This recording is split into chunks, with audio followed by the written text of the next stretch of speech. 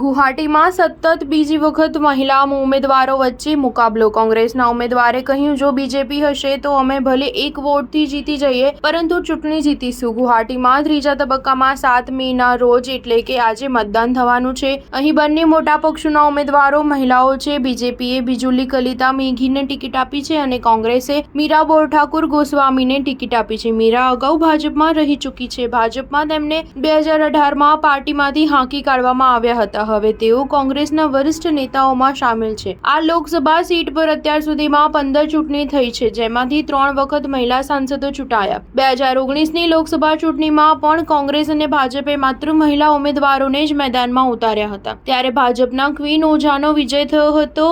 Queen ઓઝાને 10.08 lakh મત મળ્યા હતા। તેમણે કોંગ્રેસના બોબિતા શર્માને 3.45 લાખ મતોથી હરાવ્યા હતા। આ વખતે પાર્ટીએ ક્વીન ઓઝાની ટિકિટ રદ કરી દીધી। ભાજપ સતત ત્રીજી વખત ગુવાહાટી સીટ જીતી રહ્યું છે। સ્ટાર ન્યૂઝ 7 હંમેશા સચ્ચાઈની સાથે।